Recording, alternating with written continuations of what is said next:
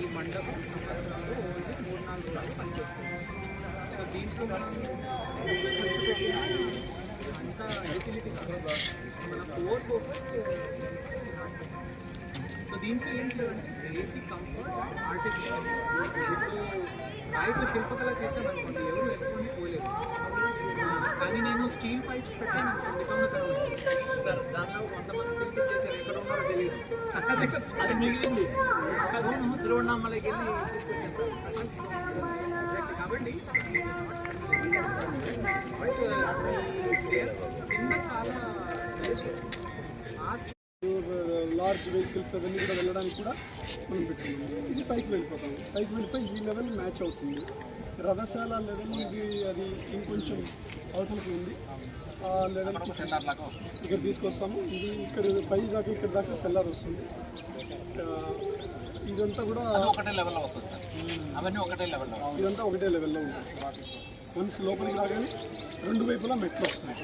ఇక్కడ ఇట్లా సిమెట్రికల్ మెట్లు వస్తాయి. టూ సైడ్ డైరెక్ట్ అయినా ఎక్కొచ్చు, లేదా ప్రదక్షిణ చేసి ఎక్కొచ్చు. ఇక్కడికి ఇది ఎగ్జిస్టింగ్ స్టోన్ వాల్ మెయింటైన్ అయిపోయింది. ఇక్కడ దాకా 200 ఫీట్ ఉంటుంది సార్. అక్కడి నుంచి 200 ఫీట్ అదే ఇట్లా వచ్చి ఎక్కచ్చు.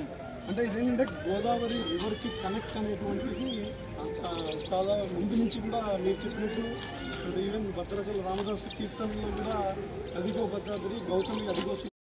స్వామివారి దేవాలయంలో ఒక మీటింగ్ ఏర్పాటు చేసుకొని ఈ దేవాలయానికి మాస్టర్ ప్లాన్ తయారు చేయడానికి ఏమేమి అంశాల గురించి గమనించాలో ఆ సలహా సూచనలు మన దేవాలయంలో ఉన్న టీం, అర్చకులు, స్థాపతి గారు, ఇంకా అందరూ స్టేక్ హోల్డర్స్ నుంచి సలహా తీసుకొని మన ఆర్కిటెక్ట్ సూర్యనారాయణ గారితో డిజైన్ డిస్కషన్ జరుగుతుంది.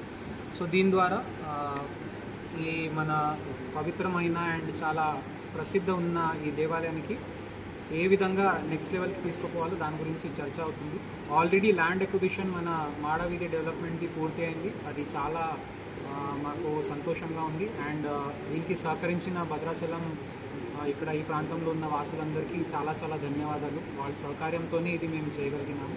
అండ్ ప్రభుత్వం కూడా వెంటనే మాకు సపోర్ట్ ఇచ్చింది కాబట్టి we are able to execute. And next ఇప్పుడు ఈ డిజైన్ డిస్కషన్ చేసుకొని టాప్ లెవెల్లో ఈ ప్రజెంటేషన్ జరిగిన తర్వాత ఒక నిర్ణయం తీసుకున్న తర్వాత ఈ నెక్స్ట్ స్టేజ్కి మన టెంపుల్ డెవలప్మెంట్ పోతుంది.